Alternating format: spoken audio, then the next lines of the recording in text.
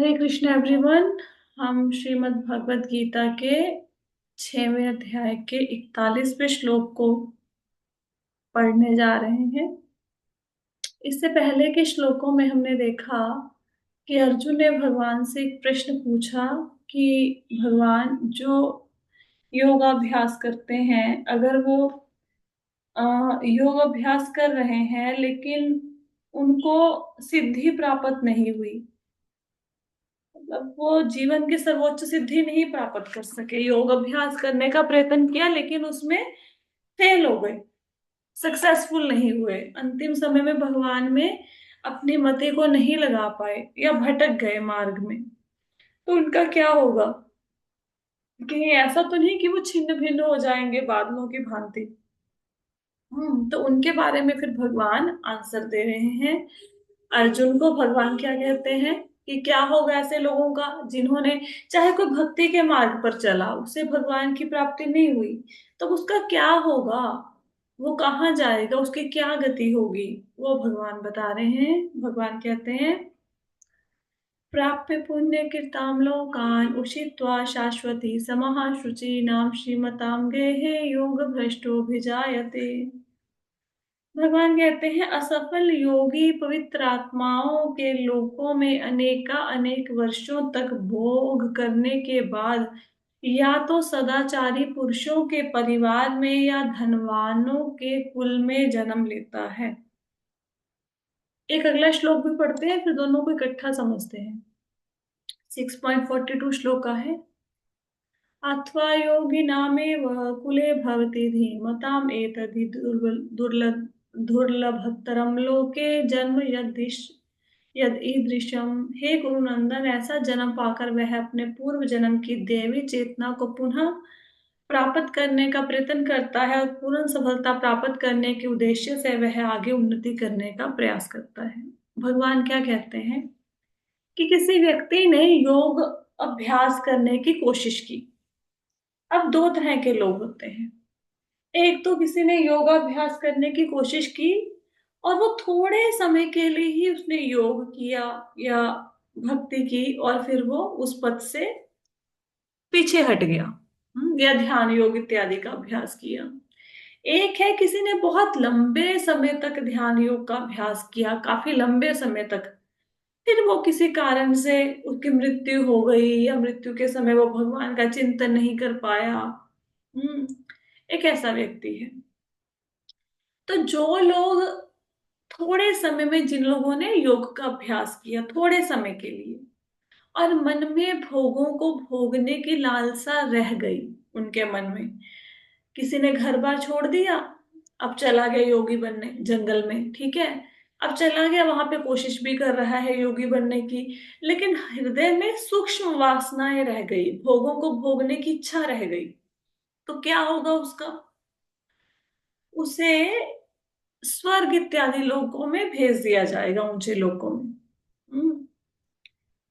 और अगर कोई व्यक्ति बहुत लंबे समय तक योगाभ्यास करता है, फिर वो योग के मार्ग से गिर गया या उसमें आगे उन्नति नहीं कर पाया या किसी वजह से वो पीछे हट गया, तो उसको स्वर्ग में नहीं भेजा जाता, उसको इमीडिएटली अच्छे लोगों के घर में जन्म दे दिया जाता है, योगियों के घर में या धनवान परिवारों में जन्म हो जाता है। यहाँ शुरू से ही भक्ति होती है, सदाचारी लोगों के घर में जन्म हो जाता है। ठीक है, क्लियर हो गया? एक बार फिर से बताऊं नहीं तो एक बार रिपीट कर देती हूँ। देखो, योग करने वाले दो प्रकार के लोग होते हैं। एक व्यक्ति ने योग किया लंबे समय के लिए, फिर वो मार्ग से भटक गया। एक व्यक्ति ने योग किया थोड़े समय के लिए, फिर मार्ग से भटक गया। जो तो व्यक्ति ने थोड़े समय के लिए योग किया, फिर मार्ग से वो भटक गया, ठीक है, तो क्या होगा? उसको स्वर्ग में भेज देंगे। ठीक है, थोड़ी समय के लिए उसने योग साधना करी और फिर भटक गया, वो, उसको भगवान की प्राप्ति नहीं हुई, हो सकता है भोगों में मन लग गया, कोई भी कारण हो सकता है, उसको तो भेज देंगे स्वर्ग में। और जिस व्यक्ति ने बहुत लंबे समय तक भगवान की साधना करी और फिर वो भटक गया अपने मार्ग से, या मृत्यु के समय भगवान का चिंतन नहीं कर पाया, उसको स्वर्ग में नहीं भेजेंगे, उसको सीधा धरती पे फिर से भेज देंगे। लेकिन धरती पे भेजना मतलब ऐसा नहीं है कि जन्म मृत्यु के चक्कर में डाल दिया, ना ना। उनको ऐसे परिवारों में, ब्राह्मणों के परिवार में, योगियों के परिवार में जन्म मिलेगा, यहाँ पे पहले से भक्ति हो रही होगी, तो उसको शुरू से ही एक आध्यात्मिक माहौल मिलेगा जिसमें वो अपनी प्रगति कर सकता है ना। अब देखा जाए, स्वर्ग तो उन लोगों को भी मिल जाता है जो पुण्य कर्म करते हैं, सकाम कर्म करते हैं। कोई बंदा कोई भंडारा करता है, कोई दान पुण्य करता है, उनको भी तो स्वर्ग मिलता है। तो ये योग साधना करके जिसको स्वर्ग मिला और जो बाकी लोगों को स्वर्ग मिलता है, इसमें क्या अंतर है? कोई स्वर्ग स्वर्ग में वो लोग भी तो जाते हैं ना जो पुण्य काम करते हैं। जरूरी तो नहीं जितने भी लोग स्वर्ग में जा रहे हैं सबके सब योगी थे, ऐसा तो नहीं है। तो उन लोगों में और इस योगी में क्या फर्क होता है जो ध्यान योग का अभ्यास करके स्वर्ग जाता है, और बाकी के लोग जो पुण्य कर्म करके स्वर्ग जाते हैं, उनमें फर्क ये होता है कि जो योगी है अगर वो स्वर्ग गया तो वहां पे वो अपनी मर्जी से जितनी देर चाहे वो रह सकता है। उसके लिए कोई टाइम लिमिट नहीं है। जब उसका मन करेगा वो धरती पर आ जाएगा वापस अपनी योग साधना पूरी करने के लिए। लेकिन अगर कोई पुण्य कर्म करके स्वर्ग गया तो जितनी देर तक उसके पुण्य कर्मों का फल रहेगा उतनी देर तक वो स्वर्ग में रहेगा, उसके बाद धरती पर आएगा। और अगर बीच में धरती पर आना चाहे तो वो आ नहीं सकता। एक बार उसको भेज दिया, पुण्य कर्म समाप्त होंगे, फिर धरती पर भेजेंगे। लेकिन जो योगी होता है वो अनंत काल के लिए भी स्वर्ग में रह सकता है। और जो पुण्य कर्म करके स्वर्ग में गया उसमें क्या होता है, उसके अंदर भोगों को भोगने की इच्छा होती है, तो वो वहां जाके भी भोगों को भोगता है, क्योंकि स्वर्ग में पृथ्वी से ज्यादा भोग हैं। स्वर्ग में जैसे पृथ्वी पर तो कोई सुंदर स्त्री होएगी थोड़ी बहुत, स्वर्ग में तो अप्सराएं हैं जिनके सौंदर्य की कोई तुलना ही नहीं है। पृथ्वी पर क्या है, किसी को ड्रिंक करने की इच्छा है, अल्कोहल इत्यादि पीने की, तो वहां पे तो सोमरस उपलब्ध है। पृथ्वी पर क्या घूमने की जगह है, वहां पे तो नंदन कानन इत्यादि इतने सुंदर सुंदर बगीचे लगे हुए हैं। पृथ्वी के फूल क्या मुकाबला करेंगे स्वर्ग के पारिजात फूलों का, है ना? और सुर सुगंधिनी फूलों का क्या मुकाबला करेंगे? नहीं कर सकते। तो ऊपर स्वर्ग में बहुत ज्यादा ऐशो आराम की चीजें हैं, धरती से बहुत ज्यादा। जो योगी वहां पे जाता है वो अपनी किसी सूक्ष्म वासना के कारण जाता है, जो रहेगी मन के किसी कोने में भोगों को भोगने की इच्छा रह गई। लेकिन जो सकाम कर्मी है उसका मन होता है वहां जाए और एंजॉय करे। लेकिन योगी वहां पे जाके सोचता है कि यहाँ पे भगवान की भक्ति तो है नहीं, तो उसका मन उचाट हो जाता है स्वर्ग से, वो फिर से धरती पर अपनी आके योग साधना पूरी करनी शुरू कर देता है। और जो भौतिक लोग होते हैं जो पुण्य कर्म करके जाते हैं स्वर्ग में, वो वहां पे जाके ऐशो आराम में फंस जाते हैं, है ना? जैसे स्वर्ग में बहुत सुंदर एक फूल है, उसका नाम है सुर सुगंधिनी। हाँ, पारिजात फूल के बारे में तो आपने सुना ही होगा, जो भगवान लेके आए थे सत्यभामा के लिए। तो सुर सुगंधिनी भी एक फूल है। सुर सुगंधिनी जो फूल है वो जो गंगा तीन लोकों में बहती है। कहाँ कहाँ बहती है गंगा? एक तो गंगा बहती है स्वर्ग में। हम्म। तो स्वर्ग में जो गंगा बहती है उसको बोलते हैं मंदाकिनी। हम्म। और जो धरती पर हमारे भी तो गंगा नदी है ना, इस गंगा नदी का नाम है भागीरथी, क्योंकि इसको भागीरथ जी लेके आए थे। एक गंगा बहती है पाताल में, पाताल में भी गंगा है, तीन लोकों में गंगा बहती है। तो पाताल में जो गंगा बहती है उसका नाम है पाताल गंगा। तीन लोकों में बहती है गंगा। तो स्वर्ग की जो गंगा है मंदाकिनी जो है, जो सुर सुगंधिनी फूल है, वो जो स्वर्ग की गंगा है उसके किनारे पर ही खिलता है। और जो देवता थे जब भगवान कृष्ण द्वारिकाधीश थे, तो देवता डेली उनके लिए पारिजात और सुर सुगंधिनी फूल दे के जाया करते थे। और जो रुक्मणी जी थी वो सुर सुगंधिनी फूलों की ही माला पहनाया करती थी भगवान को डेली। और इस फूल में इतनी ज्यादा शक्ति होती है कि जो भी इसको धारण करता है लोग अपने आप ही उसके प्रति आकृष्ट हो जाते हैं। और इसकी मतलब खुशबू भी बहुत अद्भुत होती है। हम्म। तो इन फूलों की माला भगवान के लिए बनती थी, देवता डेली देके जाते थे ये फूल भगवान के लिए। तो हम क्या बात कर रहे थे, बीच में कोई और ही प्रसंग चल पड़ा। हम बात कर रहे थे कि जो लोग स्वर्ग की प्राप्ति के लिए स्वर्ग मतलब भोगों को भोगने की इच्छा से जाते हैं स्वर्ग में, वो वहां के सुखों में फंस जाते हैं, लेकिन योगी का मन वहां पे जाकर उचाट हो जाता है, क्योंकि योगी की इच्छा ही नहीं थी कि मुझे स्वर्ग मिले, उसकी तो इच्छा थी मुझे भगवान मिले। तो फिर वो वापस धरती पर आता है, किसी अच्छे घर में जन्म लेता है, या अमीर अमीर परिवार में जन्म लेगा या ब्राह्मण के घर में। अमीर परिवार में जन्म लेगा तो वहां पे फिर उसको ना जैसे रोटी कपड़े मकान की चिंता नहीं सताएगी, वो अपना जो भक्ति छुट्टी थी वहां से पूरी करने के लिए शुरू हो जाएगा, अपने काम में लग जाएगा। और अगर योगियों के घर में जन्म लेता है कोई, हालांकि योगियों के घर में जन्म लेना बहुत मुश्किल है, हर एक वो की ऐसी गति नहीं होती कि कोई आचार्य या गोस्वामी के घर में जन्म ले, हर एक का ऐसा भाग्य नहीं होता। हाँ, किसी ने बहुत लंबे समय तक योग साधना करी और फिर उसमें सफल हो गया तो वो योगियों के घर में जन्म लेते हैं और फिर अपनी जो रहेगी साधना वो पूरी करते हैं। ठीक है, श्लोक समझ आया सबको? आगे चलें। हम्म। तो अब आ, जब योगियों के घर में जन्म लेंगे तो आगे होगा क्या उनका, ये श्लोक में बताया गया है कि जब वो मतलब ऐसे घर में जन्म लेते हैं, जैसे किसी अच्छे घर में जहाँ पे भक्ति होती हो, या किसी धनी परिवार में श्रीमान के घर में जन्म लेते हैं, तो क्या करते हैं, वहां पर जाकर उनकी जो चेतना है ना, जो भगवान में लगी हुई थी पिछले जन्म में, वो फिर से जागृत हो जाती है, और फिर वो भगवान की प्राप्ति के लिए प्रयास करना शुरू कर देते हैं, है ना। अब आप देखो, आपने देखा होगा कि बार मंदिर में कि कितने वहां पे आपको अच्छे अच्छे वैष्णवों के दर्शन होते हैं। अब आप कई बार सोचते हैं ना कि जो बच्चे इनके घरों में जिन्होंने जन्म लिया है वो कितने भाग्यशाली हैं, उनको तो शुरू से भक्ति का एनवायरनमेंट मिला। जैसे हम लोगों के घर में तो हमने इस उम्र में आके अनियन गार्लिक खाना छोड़ा है, प्याज लहसुन छोड़ा है, लेकिन अगर किसी बच्चे का जन्म ही ऐसे शुद्ध वैष्णव परिवार में हो जाए, यहाँ पे प्याज लहसुन खाया ही नहीं जाता, तो उसको तो शुरू से वो शिक्षा मिल गई ना, उसको तो स्वाद ही नहीं पता होगा प्याज लहसुन क्या होता है ना। हम लोगों के जीवन में भगवत गीता भागवतम आई जब हम 35 30 40 60 70 साल के हो गए, तब हमें भगवत गीता का ज्ञान हुआ। लेकिन अगर कोई वैष्णव के घर में जन्म लेगा तो क्या होगा, उसको तो शुरू से भगवत गीता पढ़ाई जाएगी, शुरू से रामायण पढ़ाई जाएगी। अब मंदिर में जो प्रहलाद स्कूल में बच्चे आते हैं, आप सोचो कितने भाग्यशाली हैं, वो 4 5 साल के बच्चे गीता भागवतम रामायण पढ़नी शुरू कर देते हैं, हमें अब जाके समझ आई है ना। तो ऐसे घरों में जन्म लेना बहुत मुश्किल है, ऐसे भक्तों के घर में जन्म लेना, योगियों के घर में जन्म लेना, ये बड़ी ही मुश्किल है। ये मिलता तब है जन्म जब पूर्व जन्म में अच्छे कर्म किए हों। कई बार हम लोग कहते हैं ना कि कुछ बच्चे बड़े बिगड़े होते हैं, है ना। आप देखोगे छोटी उम्र में वो नशा करना शुरू कर देते हैं, बुरी संगति में पड़ जाते हैं।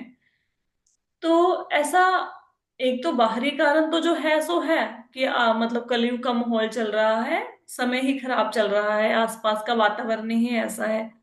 लेकिन आपने देखा होगा बहुत सारे बच्चे ऐसे भी हैं जो शुरू से भगवान की भक्ति में लग जाते हैं, ऐसे भी तो बच्चे होते हैं ना। तो ये ऐसे कौन से बच्चे हैं जो भगवान की भक्ति में लगते हैं और ऐसे कौन से बच्चे हैं जो शुरू से नशे इत्यादि में पड़ जाते हैं, ये पूर्व जन्म के कर्मों का फल है। जिसने पूर्व जन्म में भगवान की भक्ति करी, वो इस जन्म में चाहे वो बच्चा हॉस्टल में भी रह लेगा, वो विदेश में भेज दो उसको, वो फिर भी बुरी संगति में नहीं पड़ेगा। अगर उसके आसपास बुरे लोग भी हैं तो भी वो कमल की भांति खिलेगा उनके बीच में से, बुरी संगति का उसके ऊपर प्रभाव नहीं होगा। लेकिन अगर किसी ने बुरे कर्म किए, पिछले जन्म में अच्छे कर्म नहीं किए, फिर वो बुरी संगति में पड़ जाएंगे। तो अगर इस जन्म में हम गीता भागवत रामायण पढ़ रहे हैं, भगवान के नाम की चैंटिंग कर रहे हैं, तो कम से कम इतनी तो श्योरिटी है कि अगले जन्म में हम लोग एक तो निम्न योनि में नहीं गिरेंगे। अगर बन भी गए तो किसी हम अच्छे घर में इंसान के रूप में पैदा होंगे, जहां से हम अपनी घर भक्ति को पूरा कर सके, है ना। कुत्ता बिल्ली तो नहीं बनेंगे, और हम ऐसे ऐसे बुरी संगति में भी नहीं फंसेंगे, इस जन्म में क्या अगले जन्म में नहीं फंसेंगे, क्योंकि इस जन्म के संस्कार अगले जन्म में साथ जाएंगे। आपने देखा होगा कुछ लोगों ना अल्कोहल के प्रति, शराब के प्रति या मांस इत्यादि के प्रति ऐसे ही आसक्त हो जाते हैं, ऐसे ही उनका मतलब मन ललचा जाता है। दारू को देख के, मांस को देख के। क्यों? क्योंकि पिछले जन्म में बहुत ज्यादा पी हुई है, पिछले जन्म में बहुत ज्यादा मांस खाया हुआ है, वो संस्कार उदित हो गए। ऐसा नहीं कि इस जन्म के हैं, वो पूर्व जन्म के हैं। हम्म। वो सिर्फ वहां पे छोटी सी चिंगारी दिखी, वहां पे कोई मौका मिला ड्रिंक करने का, वो करनी शुरू कर देंगे। पिछले जन्म के संस्कार ऐसे हैं। तो अगर इस जन्म में आप अपने बच्चों को भक्ति के मार्ग पर लगाते हो, आप खुद भक्ति के मार्ग पर लगते हो, देखो भगवान कृष्ण सीधा सीधा आपके सामने लिखा हुआ है, अपनी तरफ से तो कुछ बनाया नहीं गया। क्या कह रहे हैं? कि जो इस जन्म में भक्ति करेगा, अगर उसकी भक्ति ना भी पूरी हुई तो अगले जन्म में या धनी परिवार में जन्म लेगा या ब्राह्मण के परिवार में जन्म लेगा, वहां से भक्ति पूरी करेगा। इससे बड़ा हमें क्या श्योरिटी चाहिए? तो हमें आइडली हम लोग अपने बच्चों की जितना पढ़ाई की टेंशन लेते हैं ना, जितना उनके नंबरों की टेंशन लेते हैं, एकेडमिक की, उनके कॉम्पिटिशन्स की टेंशन लेते हैं, अगर हमें थोड़ी सी भी कृष्ण भावनामृत का विकास हुआ है, तो हमें एक बात सोचनी चाहिए। मतलब मैं अपनी बात बताती हूँ। मेरे घर में ना, कभी आप जाएंगे मेरे मायके में, मेरी बहुत सारी ट्रॉफीज पड़ी हैं। और अभी भी, मतलब मेरे ससुराल में भी मेरे ख्याल से ऊपर बॉक्स में मेरी 30-40 ट्रॉफीज पड़ी हैं। मैं ना लिटरली परेशान हो गई हूँ उनसे, मैंने उनको बांध दिया है, कहीं पे फेंक दिया है, मतलब स्टोर में डंप कर दिया है। बहुत सारे सर्टिफिकेट्स पड़े हैं मेरे, डिबेट कंपटीशन, ये कंपटीशन, मतलब कितने ही तरह के कंपटीशन में, मतलब प्राइजेस मिले हुए हैं, टॉप किया हुआ है मैंने, टॉप। ठीक है। लेकिन अब मैं 40 साल की उम्र में मुझे ये समझ आई कि ये कूड़ा है, ये सब कूड़ा है। क्यों? क्योंकि ये ट्रॉफियां, ये मेडल, ये सर्टिफिकेट अगले जन्म में मेरे साथ नहीं जाने। लेकिन जो मैंने भगवान की भक्ति की है, जो बचपन में मैंने रामायण पढ़ी थी, जो भगवत गीता पढ़ी थी, वो मेरे अब तक काम आ रही है और वो अगले जन्म में भी काम आएगी। तो जितना हम बच्चों के एकेडमिक्स के पीछे घुसे हुए हैं, जितना हम लोगों ने अपना दिन का चैन आराम खराब कर दिया, अगर थोड़ा सा, अगर कोई बच्चा, आप ये सोचो, थर्ड फोर्थ फिफ्थ क्लास का बच्चा अगर किसी क्वेश्चन की 5 लाइनें याद कर सकता है, अगर वो ट्विंकल ट्विंकल लिटिल स्टार याद कर सकता है, 3 साल का बच्चा, अगर वो जॉनी जॉनी यस पापा याद कर सकता है, तो वो धर्म क्षेत्र कुरुक्षेत्र क्यों नहीं याद कर सकता? वो कर सकता है। प्रॉब्लम ये है, ये धर्म क्षेत्र कुरुक्षेत्र जो गीता के श्लोक हैं, हमारे लिए इनकी इंपॉर्टेंस नहीं है, हमारे लिए इनकी वैल्यू नहीं है। मतलब मेरे को याद है, मेरे न्यूज़पेपर में एक फोटोग्राफ छपे हुए हैं, मैंने टॉप किया है अपने डिस्ट्रिक्ट में। मुझे नहीं पता वो किस तारीख को वो छपे थे फोटो, और वो कहाँ चले गए, कहाँ वो न्यूज़पेपर चला गया। कोई नहीं पूछता, ना ससुराल में कोई पूछता है कि तुम्हें कितने प्राइज मिले थे। यहाँ पे क्या देखा जाता है, आप खाना कितना अच्छा बनाते हो, आप मेहमानों के घर वालों का देख रेख कैसे करते हो, है ना? अगर ऑफिस में जाओगे तो ऑफिस में कोई नहीं पूछेगा कि तुम्हारे नंबर कितने आए थे, भाई वो बोलेंगे हमने तुम्हें ये काम दिया है, इस काम को करके दो, है ना?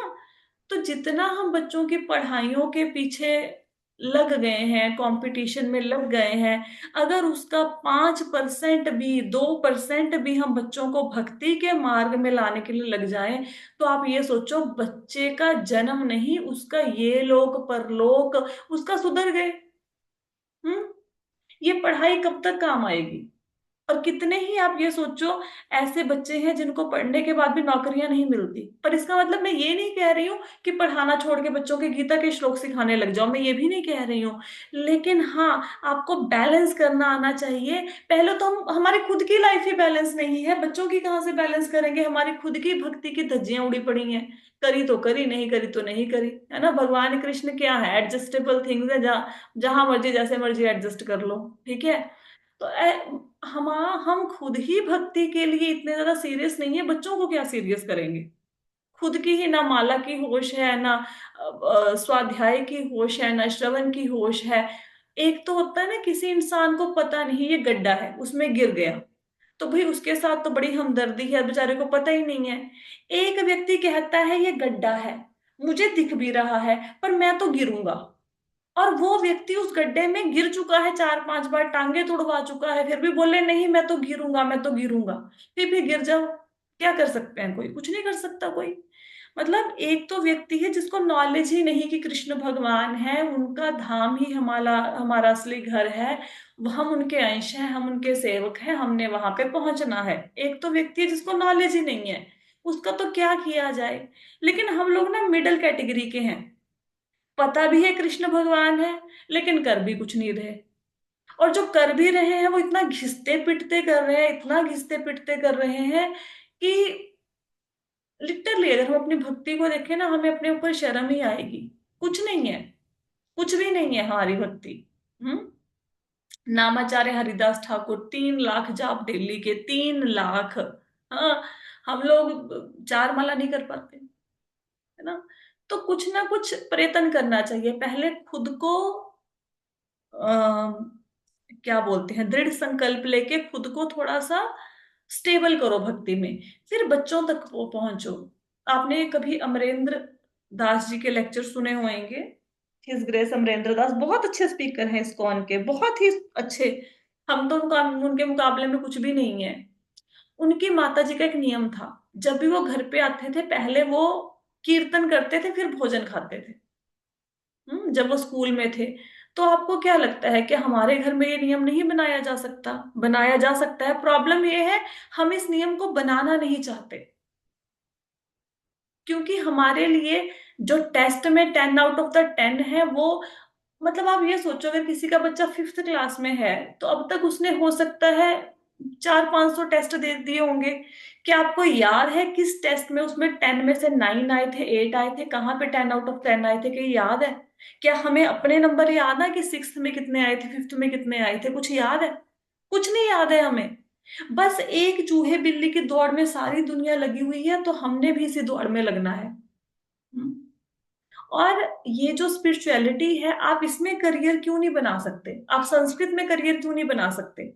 आप क्यों नहीं अपना कोई यूट्यूब चैनल खोलते और वहां पे अपना अच्छे ढंग से तैयारी करके कोई लेक्चर डालते? क्या वो एक इनकम का सोर्स नहीं बन सकता? बन सकता है ना। हालांकि उस इनकम के सोर्स के लिए यूट्यूब को भगवत गीता के प्रचार के लिए नहीं यूज किया जाना चाहिए, लेकिन फिर भी अगर करियर ऑप्शन भी देखें किसी तरीके से, तो भक्ति में आइए। हम्म। ना खुद श्लोक सीखने हैं, ना बच्चों को सिखाने हैं। बैठे हैं हम लोग, ना खुद सीखना है ना बच्चों को सिखाना है। अपने बच्चों के अंदर ये भावना लेके आइए। जैसे मैंने व्योम को, अपने बेटे को अप्रोक्सीमेटली 70-80 श्लोक भगवत गीता के याद करवाए हैं। उसके साथ में मैं मार्कशीट आपके सामने रख देती हूँ। 90% से ऊपर उसकी परसेंटेज है, और बाकी चीजों में भी बच्चा ठीक है। तो वो कैसे सीख गया? मैंने सिंपल एक फंडा अपनाया हुआ है, अभी तो खैर मेरा भी एक्टिविटी छुट्टी हुई है, कि बेटा धर्म क्षेत्रे कुरुक्षेत्र, जैसे एक श्लोक है भगवत गीता का फर्स्ट, धर्म क्षेत्रे कुरुक्षेत्रे समवेता युयुत्सव मामकः पांडवाश्चैव किम कुर्वत संजय। तो मैंने उसको बोला बेटा आज तूने सीखना है धर्म क्षेत्रे कुरुक्षेत्रे बस। अब पढ़ रहे हैं, वो अपने टेस्ट की तैयारी कर रहा है, मैं उसको पढ़ा रही हूँ, बीच में बोलूंगी मैंने क्या सिखाया था, वो बोलेगा धर्म क्षेत्रे कुरुक्षेत्र, बस हो गया। फिर टेस्ट की तैयारी करते करते फिर घंटे बाद बेटा क्या सिखाया था, वो बोलेगा धर्म क्षेत्र कुरुक्षेत्र, हो गया श्लोक याद। जितनी देर से मैं बोल रही हूँ, आप ये बताओ जितने लोग सुन रहे हो आपको याद नहीं हुआ श्लोक? क्या बोला मैंने इतनी देर में, बताओ। श्लोक का कोई 25% जो मैंने बोला किसी को याद हुआ? क्या बोल रही हूँ? हाँ, क्या बोला मैंने? धर्म क्षेत्र कुरुक्षेत्र। तो जब इतनी सी बात करके आपको याद हो गया धर्म क्षेत्र कुरुक्षेत्र, तो बच्चों को याद नहीं हो सकता? बिल्कुल हो सकता है, कोई मुश्किल बात है? हाँ, बिल्कुल मुश्किल बात नहीं है। प्रॉब्लम है प्रायोरिटी नहीं है। और आपको पता है कोई भगवत गीता का एक श्लोक, एक से आधा, आधे से आधा श्लोक भी डेली गाता है, किसी ने धर्म क्षेत्र कुरुक्षेत्र भी पूरे दिन में एक बार गा लिया, उसका भी कितना लाभ है? कितना लाभ है? इंद्र के पद तक पहुंच सकते हो आप, देवताओं का राजा। लेकिन हमें तो मैथ के पेपर में 10 आउट ऑफ द 10 चाहिए, भाड़ में जाए इंद्र का पद। कुछ ना कुछ संकल्प लेके आइए, संकल्प लेके आइए। बच्चों को अगर आज से संस्कार नहीं देंगे, साठा सौ पाठा, अगर पूरी जिंदगी भक्ति नहीं करी है तो सोचो बुढ़ापे में होनी शुरू हो जाएगी? नहीं होगी। मैंने कितने लोगों को देखा है, दुनियादारी की बातें कर लो, खूब सुनते रहेंगे, 4 घंटे सुनते रहेंगे, जैसे ही भगवत गीता खोलो सिर पकड़ के बैठ जाते हैं, नींद आने लग जाती है। संस्कार ही नहीं है। क्यों नहीं हम अपने बच्चों के अंदर गीता भागवत, बच्चों को नियम बना दो कि बेटा ये 2 लाइन है, और ऐसे पढ़ाने, ऐसे याद में रट्टा भी नहीं लगवाना बच्चे को, कुछ नहीं करना। सिंपल दो, देखो मैं आपको एक अच्छा तरीका बताती हूँ। मेरे से बहुत बार पूछते हो ना कि बच्चों को कैसे सिखाएं हम गीता भागवत श्लोक कैसे सिखाएं। बहुत एक सिंपल सी बात है, छोटा सा एक पेपर ले लो, ठीक है, कार्डबोर्ड ले लो, कोई गत्ता ले लो, कुछ भी ले लो, वहां पे जो बच्चे को आपने श्लोक सिखाना है वो 2 वर्ड लिख दो। ठीक है, लिख के कहाँ पे रखो, जहां पे बच्चा पढ़ता है वहां पे रख दो। ठीक है, उसको पढ़ाओ कम से कम 2 घंटे। तो माताएं, जो माताएं घर पे बच्चों को पढ़ाती होंगी, ट्यूशनों पे नहीं भेजती होंगी, इतना तो पता होगा कि बच्चा मेरे पास 2 घंटे बैठेगा या होमवर्क करने के लिए बैठेगा। बस उसको हर आधे घंटे के बाद, बेटा वो देखो क्या लिखा है, बस इतना ही, रसोहम अपसु कौनते, बेटा वो देखो क्या लिखा है, आधे घंटे के बाद रसोहम अपसु कौनते। बच्चों का माइंड इतना शार्प होता है, बच्चे जिस चीज को देख लेते हैं वो उनके माइंड में परमानेंट मेमोरी में स्टोर हो जाता है। रट्टा लगवाने की जरूरत नहीं है। हम सब लोगों को ओम जय जगदीश हरे की आरती आती है। क्या मम्मी पापा ने रट्टा लगवाया था? नहीं। कैसे आई? सुन सुन के। जब आप गाएंगे पूरा दिन, आप गाएंगे पत्रम पुष्पम फलम तोयम, पत्रम पुष्पम फलम तोयम, पत्रम पुष्पम फलम तोयम, बच्चा सुन सुन के ही सीख जाएगा। प्रॉब्लम ये है, मम्मी ही नहीं गा रही। मम्मी जब ट्विंकल ट्विंकल लिटिल स्टार गा रही है तो बच्चा कहाँ से पत्रम पुष्पम फलम तोयम पे आ जाएगा? और ये ट्विंकल ट्विंकल लिटिल स्टार, मुझे बताइए बच्चे के कहाँ काम आता है? कल को बच्चा बड़ा हुआ, वो बिजनेस ने उसने चलाया, वो बिजनेस में फेल हो गया, या फिर वो किसी एग्जाम को क्रैक नहीं कर पाया, बच्चा टेंशन में आ गया। कितने बच्चे सुसाइड कर लेते हैं, कितने टेंशन में रहते हैं, तब वो ट्विंकल ट्विंकल लिटिल स्टार काम नहीं आता। हाँ, भगवत गीता का श्लोक काम आ जाएगा। अगर उस बच्चे ने ये गीता पढ़ी होगी, भले ही आप अपने बच्चे को कनाडा, यूएसए, न्यूयॉर्क, यहां मर्जी भेज दो, आपके बच्चे की अगर अध्यात्म की जड़ें स्ट्रांग है ना, वो विदेशों में जाकर भी अपनी सभ्यता संस्कृति को नहीं भूलेगा। और अगर अपने बच्चों को आपने संस्कार नहीं दिए, तो आपका बच्चा भारत भूमि में रहता हुआ, आपके घर के अंदर रहता हुआ बिगड़ जाएगा। आप जो मर्जी कर लो, बच्चे को आप चाहे ना लॉक लगा के रख दो।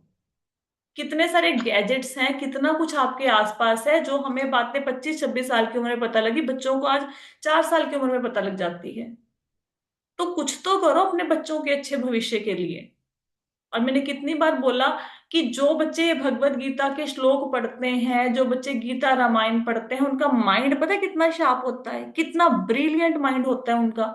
और हम इतने ज्यादा मूर्ख हैं, हम इतने ज्यादा ज्ञानी हैं, हमें भगवान ने हीरे बख्शे हैं, हीरे। बच्चे नहीं है, इनका माइंड इतना शार्प है, इनकी मेमोरी इतनी स्ट्रांग है। और हम इनको कितनी मूर्खता भरे कामों में लगा दिया हमने। ये मतलब मेरे को तो नहीं, ओलंपियाड से बड़ी प्रॉब्लम है स्कूलों के। कुछ नहीं है, कुछ नहीं है, सिर्फ एक रट्टा है। उस रट्टा, अगर आपके बच्चे ने 500 क्वेश्चन रट्टा करके याद कर लिए तो आपका बच्चा फर्स्ट। ये है उस बच्चे का ठप्पा, ये है उसका 100 रुपए का मेडल। 100 रुपए का भी नहीं, 25 रुपए का मिल जाता है मार्केट में। लेकिन आप सोचो, अगर आप बोलो पूरे, मतलब मैं कहती हूँ विद्वानों की सभा में बच्चा खड़ा हो और आप मतलब छाती ठोक के बोलो कि मेरे बच्चे को भगवत गीता के 10 श्लोक आते हैं, आपके स्कूल के 5,000 बच्चों में से एक बच्चे को भगवत गीता के 10 श्लोक नहीं आते होंगे। और यही श्लोक उसके अगले जीवन में भी काम आएंगे, इस जीवन में भी काम आएंगे। लेकिन प्रॉब्लम ये है, प्रायोरिटी नहीं है। प्रायोरिटी कैसे लाई जाए? I don't know. मतलब मैं अपने स्कूल की, कॉलेज, डिस्ट्रिक्ट की टॉपर, मैंने यूनिवर्सिटी में बहुत अच्छी रैंकिंग हासिल की है, मैं अपने बैंक में बहुत अच्छी, मतलब टॉप परफॉर्मर में से एक हूँ। और आज मुझे 42 साल की उम्र में यह एहसास हो रहा है कि मैंने गंदगी इकट्ठी कर ली, कूड़ा करके इकट्ठा कर लिया, जीवन में सब बेकार कर दी लाइफ। इससे अच्छा मैंने संस्कृत सीखी होती, 4 श्लोक पढ़ने सीखे होते, 4 ग्रंथ पढ़ने आ जाते। ये अब एहसास होता है। पर अब तो चिड़िया चुग्गी खेत वाला काम है, अब तो बस वो घिस पिट के जो लाइफ का बचा खुचा हिस्सा है वो भगवान को दे रहे हैं। तो think about it, seriously seriously. आपके बच्चों का ज्ञान, उनका ब्रेन इतना ब्रिलियंट है, एक बार उसको गीता भागवत की तरफ मोड़ो, एक बार। आपके बच्चे में, जिस दिन आपका बच्चा संस्कृत के 10 श्लोक याद कर गया ना, उसके एग्जाम में देखना नंबर ऐसे बढ़ जाएंगे, क्योंकि संस्कृत की वाइब्रेशंस इतनी स्ट्रांग हैं। हमारे सारे के सारे हिंदू धर्म में जितने ग्रंथ हैं, संस्कृत में क्यों लिखे गए हैं आप बताओ? किसी और भाषा में क्यों नहीं लिखे गए? क्योंकि संस्कृत की वाइब्रेशंस ही इतनी स्ट्रांग है। अगर किसी बच्चे का स्वास्थ्य ठीक नहीं रहता, उसको भी संस्कृत के श्लोक सीखने चाहिए, इससे इम्यूनिटी सिस्टम अच्छा होता है। आपके बीपी की प्रॉब्लम सॉल्व हो सकती है संस्कृत के श्लोक पढ़ने से। गूगल करके देख लो, मेरे ऊपर यकीन नहीं आता, गूगल कर लो। बट करना नहीं है। तो सेट योर प्रायोरिटीज। मैं क्यों इतना कुछ बोल रही हूँ? क्योंकि भगवान कह रहे हैं कि जो थोड़ी सी भी भक्ति में प्रगति कर लेगा उसको अच्छे घर में जन्म मिलेगा। स्वर्ग में भी जाएगा, अच्छे घर में जन्म भी लेगा। तो थोड़ी सी भक्ति का मतलब क्या है? ये भगवत गीता के चंद श्लोक, ये थोड़ी सी भक्ति में ही तो आते हैं। अभी तो बच्चा छोटा है, अभी तो आपकी बात मान लेगा, सुन लेगा। आपको क्या लगता है टीनेज में बच्चे को जाके सिखाओगे, बच्चा आपकी बात ही नहीं सुनेगा? डिफरेंस इतना आ जाता है, उनकी अपनी प्रायोरिटी हो जाएगी, आपकी पकड़ से बाहर हो जाएगा आपका बच्चा। तो अगर आपके घर में कोई बच्चा है, उसको पकड़ो, उसको संस्कार दो, उसको अच्छी अच्छी कहानियां सुनाओ, भगवान कृष्ण की, भगवान राम की सुंदर सुंदर लीलाएं सुनाओ, वराह भगवान की कथा सुनाओ, नरसिंह भगवान की कथा सुनाओ, और अनटोल्ड स्टोरी सुनाओ। ऐसी स्टोरी जो उन्होंने कभी सुनी नहीं है, कहाँ से मिलेंगे? गूगल नेट पढ़ा तो है इतना? खोजो, किसी शास्त्र को पढ़ो। अब मार्कंडे पुराण को पढ़ो, इतनी सुंदर कथा है वहां पे मदालसा की और राजकुमार की। बच्चों को लगेगा मैं कोई फेरी टेल पढ़ रहा हूँ। It's so so awesome. शास्त्रों में से कुछ कथाएं सुनाओ। बट प्रॉब्लम ये है, हमने पढ़ने ही नहीं है शास्त्र। हम्म। तो नहीं पढ़ सकते तो कम से कम जो हम क्लासें लगा रहे हैं उनको सुनो, जो हम कथा करते हैं वो बच्चों को सेम। कल भरत महाराज की कथा सुनी थी, सुनाओ बच्चों को। गजेंद्र की कथा सुनाओ बच्चों को। इतनी सारी कथाएं तो भगवत गीता की क्लास में आपको मैं सुना देती हूँ। प्रायोरिटी बनाओ, प्रायोरिटी बनाओ। हमारे बचपन में हमें किसी, मतलब ना, हमें सब, मतलब मुझे आपका नहीं पता, मैं अपनी बताती हूँ। मुझे भक्त प्रहलाद का भी पता था, मुझे ध्रुव का भी पता था, मुझे रामायण का भी पूरा पता था, मुझे महाभारत भी आती थी। क्योंकि हमारे माँ बाप ने वो संस्कार दिए, मेरी माता वो कथाएं सुनाती थी मुझे। तो मेरे को कभी ऐसा, मैं आजकल के बच्चों से पूछती हूँ ना कि भालक ध्रुव कौन थे, बच्चे ब्लैंक हैं। सीता माता के पिता का क्या नाम था, बच्चे ब्लैंक हैं। और मुझे समझ नहीं आता कि हमें तो ये वैसे ही पता होता था, 3-4 साल की एज में सब कुछ पता लग गया था, क्योंकि माताएं सुनाती थी। प्रॉब्लम यह है कि आजकल माताओं के हाथ में स्मार्टफोन आ गया। माताओं के हाथ में तो आने ही आना था, दादियों के हाथ में आ गया, नानियों के हाथ में आ गया। और लिटरली कूड़ा देखा जाता है वहां पे, कूड़ा। वो देख देख के भिंडी कैसे बनती है, गोभी कैसे बनती है, इसके परांठे कैसे बनते हैं, और शाम को रख लेंगे मूंगी की दाल, वही पीले वाली। मतलब जो इतना घंटा वेस्ट किया वो रेसिपी को देखने में, कभी बनानी है नहीं घर में। चलो किचन में क्या क्या हैक्स यूज करने हैं वो देख लो, 10 रीलें देख ली, एक भी हैक घर में यूज नहीं करना है। Literally wastage of time. अच्छा, मेरी फ्रेंड ने ये फोटो डाली है, कितनी सुंदर लग रही है वो, या मैंने अपनी ये फोटो डाली थी, कितने लोगों ने इसको देख लिया, मतलब मेरी बकवास हो रही है यार। क्या कर रहे हैं हम लोग? जीवन इतना दुर्लभ, मनुष्य जीवन 84 लाख योनियों के बाद मिला, और उसमें जाके हम कड़ी पकौड़ा बनाना सीख रहे हैं यूट्यूब पे। जिन जब हमारे पास यूट्यूब नहीं था तो क्या हमारी मम्मियों को कुकिंग नहीं आती थी? हमारी माताएं कितनी अच्छी कुक हैं, हमसे अच्छा खाना बना लेती हैं। उन्होंने तो टीवी में जाके नहीं देखा, यूट्यूब पे नहीं देखा, और हम यूट्यूब से देख के भी नहीं बना पा रहे हैं। हम्म। तो मानव जीवन बहुत दुर्लभ है, इसको ऐसे सत्यानाश मत करो। कुछ करो अपने लिए भी और अपने परिवार के लिए भी। जो औरत होती है ना, फीमेल घर में, घर की औरत, ये घर की धुरी होती है। धुरी समझते हैं? पहिया होता है ना, उसके बीच में एक एक्सिस होता है, धुरी उसकी। वो धुरी पे पहिया सारा घूमता है।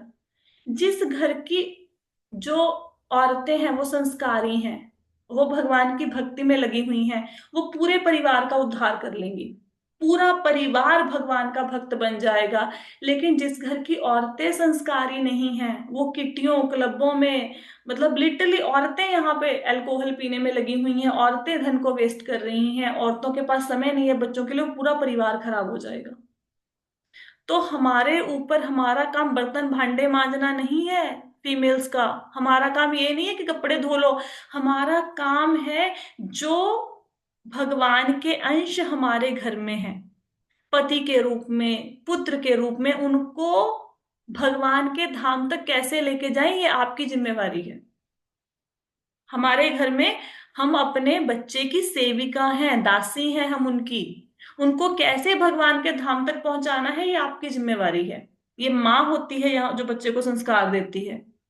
पिता का काम नहीं है, पिता तो धन कमाने चला गया, सुबह से शाम तक बिजनेस की 36 प्रॉब्लम्स हैं। माँ ने संस्कार देने हैं। और अगर माँ के जीवन में भक्ति की वैल्यू नहीं है तो बच्चे के जीवन में कहाँ से आएगी?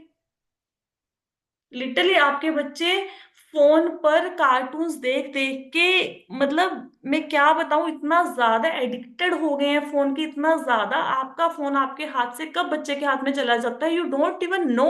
और वो 5-5 मिनट की रील से बच्चे कम से कम दिन में 3 से लेकर 4 घंटे फोन देख लेते हैं, और हमें पता नहीं चलता। हमें लगता है 5 minute, it's not 5 minutes, it approximately 15 to 20 minutes every time when your child takes phone from your hand. Please wake up, please wake up. बच्चे आपके हैं। एक ऐड आती थी ना, मर्जी है आपकी क्योंकि सर है आपका। ठीक है ना, तो हेलमेट पहनना है पहनो, नहीं पहनना मत पहनो, जिस दिन एक्सीडेंट हो जाएगा तब पता लग जाएगा। तो मानव जीवन है, व्यर्थ नहीं गवाना। भगवान ने 2 श्लोकों में बता दिया, जो थोड़ी सी भी भक्ति कर लेगा, थोड़ी सी भी, उसकी भी जर्नी शुरू होगी भगवान की प्राप्ति की। तो खुद भी कोशिश करो, और बच्चों को भी इस मार्ग पर लगाओ। हम्म।